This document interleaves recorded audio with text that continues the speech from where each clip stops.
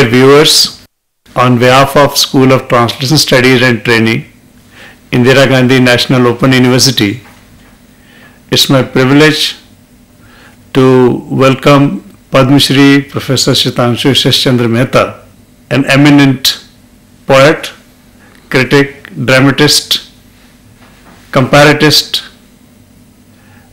and the greatest scholar to me at the moment in the area of comparative aesthetics. He was Vice Chancellor, Saurashtra University, Rajkot, UGC Emeritus Professor and National Lecturer as part of the UGC scheme, and he served as the Chief Editor, Sahitya Academy, Encyclopedia of Indian Literature. He has the rare distinction of having 2 PhDs on extremely relevant topics. He did his PhD on comparative poetics from the University of Bombay and another one on comparative literature from Indiana University. He was visiting professor, University of Sorbonne, Paris, and Loyola Marymount University, Los Angeles. For his creative writings, he was awarded Sahitya Academy for his Jatayu in 1987, and he was awarded Kabir Samman in 1998. His important works include, I mentioned Jatayu earlier, Odisasinu Halesu, and Bakhar as well. Makanji Kya Chalya is amongst many plays that he written, but this has been staged time and again, and many universities in the state and beyond study his works as part of their curricula. He was awarded Padma Shri by the Government of India, and at the moment he is working on so many cultural and literary projects, and he is source of inspiration for hordes of people like us. Pleasure welcoming you, sir, in the studios of our university. Gujarat has produced some excellent translators. Yes. My personal observation is that whenever the history or historiography of translation in India will be attempted or written, people like Mahatma Gandhi or at least Mahadev Desai, Yes. Nagin Das Parekh, Shukla, who translated philosophical texts, Radhakrishnan, Hiranya, etc., their names will invariably be there. Yourself have done so much for this, and not only translated but supported translation activities within Gujarat and outside Gujarat. What makes Gujarat a fertile ground for translation activities so that others can also learn? Yes. From There has been a tradition of translation and adaptation in Gujarat which goes back to pre-modern times. So, for example, the earliest books that Gujarati shares with Rajasthani and Hindi was written around 1170, the year 1170 AD. This is Vajrasen Suri's Bharateshwar Bahubali Ghor. Immediately, another book, Bharateshwar Bahubali Ras, followed, and within 3 or 4 decades. Let us see the relationship between Bharateshwar Bahubali Ghor and Bharateshwar Bahubali Ras. Now, Bharateshwar Bahubali Ghor takes up a Jain legend of Bharata and Bahubali, the 2 cousins or brothers who sort of fought for the possession of a kingdom, like Kaurava Pandava. But the resolution in the Jain tradition was different. So this was there in Sanskrit and Prakrit and Abhidhamma tradition in the region, because this is a Jain belt. So earliest writings in Gujarati linked themselves with the writings in other languages of the region, but the basic concerns and basic anxieties of the people. You see, writing in a new language, translating, has first of all to do with the anxieties and aspirations of the home language. Why translate? Just because you are a good translator? No. Because your culture needs something. You sense it. So Bharateshwar, Bahubali, Ras and Bharateshwar. Now Ghor is a short one. Immediately they sense that something larger is required.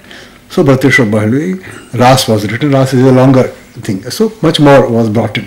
So first grounds were prepared to bring more. First something was brought, then something else. So this concern and courtesy for your own people is in the roots of translation.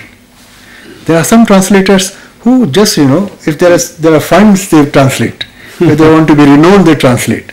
Now this is the wrong kind of translation. Translation comes in Gujarat and elsewhere also in India. But I can say about Gujarat, it comes out of a courtesy. And Gujarat is a land of courtesy. And कुछ सौम्य है, बड़ा वो aggressive नहीं है.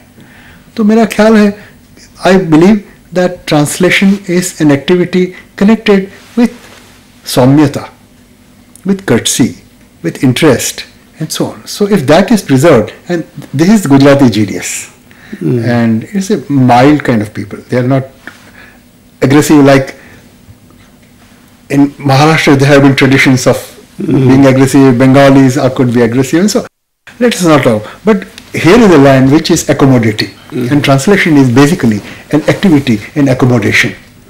But when you accommodate something, it changes. As Wallace Stevens says, some man with blue guitar. So he says, you must sing upon your blue guitar of things exactly as they are. Some people say, oh, translation, exact translation. So the answer in Wallace Stevens' poem is, things exactly as they are changed upon the blue guitar. So Gujarat changes so much. Sharad Babu in Bengal is not Sharad Babu in Gujarat. But Sharad Babu has been extensively translated. Khandekar in Maharashtra is not same as Khandekar in Gujarat. You provide a new home and the guest becomes a part of the family and then changes. So this kind of dual process of great courtesy and also insistence on change, that and this is the strength of Gujarat. It knows how to bend, it knows how to stand upright. Think of Gandhi, how much he was able to bend and how much he was able to stand upright. True. And I think this is the magic of translation. It bends and stands upright and it knows what to do when. We get a new phrase today that translation is an act of courtesy towards others. Yeah. Going a step ahead, fortunately so many myths in translation and translation studies have been punctured, rather thrown in the dustbin, Yes. like laws, untranslatability and so on and so on. Two things happen, like one is that at times translation happens to people like love. Yes. Second is that it happens to some people make a conscious choice to be translator because they think, okay, this is to be done. How did you as a translator, maybe I am taking you back to the archives of your own writings, how did you make choices, or how did certain writings come to you and say, please translate me, Gujarati needs you, or this is in Gujarati, there is some kind of poverty in that culture, so therefore from Gujarati it should go there. Yes, sir. Including your translation and readings in Sorbonne, where you worked on Othello and translated, Yes. did a lot of work on French writings. Yes, sir. In fact, I got into translation in Paris. I almost completed my thesis in Bloomington, Indiana, and I got a Ford Fellowship to spend a year in Paris. So I had prepared myself in language laboratory in America to speak and understand French. I landed up in Paris with a 1-year-old daughter and my wife, Vipasha. And let me pronounce her name here. Yeah. So again, and she was not able to breathe, so she had cerebral palsy, and we knew and we were fighting for her. So that was kind of crisis state. And we landed up in Paris with a small child. And when I started to speak French, I realized that a language lab is a very different place from Paris. I couldn't follow because the rhythm of the language was not available to me. But as we stayed and struggled and found milk for our daughter from a store and so on, I came to understand in a moment of crisis, also moment of love, as you rightly said, translation as an act of love, wonderful, it comes to you. So this also. And then I was able to follow how French people express themselves not only through words but also through music of the language, the flow of the language, the silences and so on. That's what really got me interested in French language. So then I would see plays and listen to their plays, and I saw Ionesco's Othello.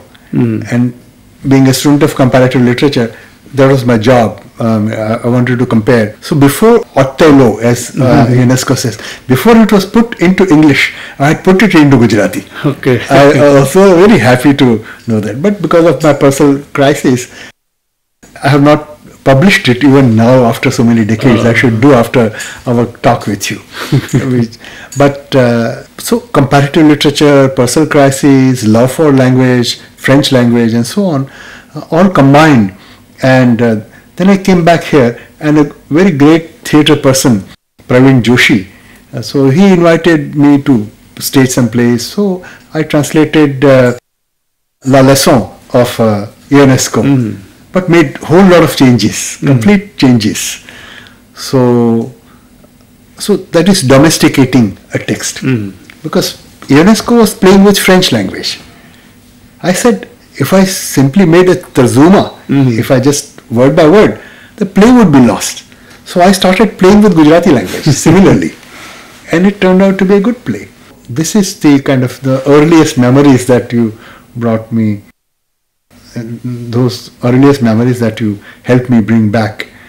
So this is the chemistry of earliest translations. Regarding translation, one of the questions that should not be asked but often asked is about the process of translation. I normally wouldn't pose this question to others, but for a person who is a comparatist, comparative scholar who has worked on aesthetics, Western and Indian, well aware about what happens in the black box of mind. Yes.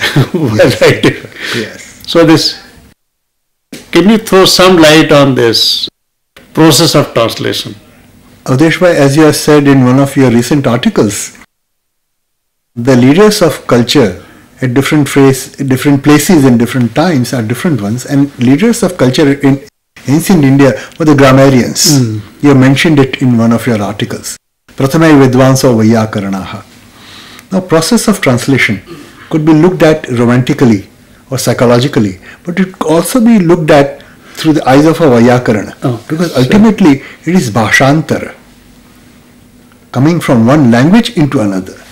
So I would say that let me look at the process of translation not from psychological or sociological point of view, but the Bhasha point of view, because it is Bhashantara. If so, how do you read the original text when you want to translate? Especially when you come closest to the text when you want to translate it.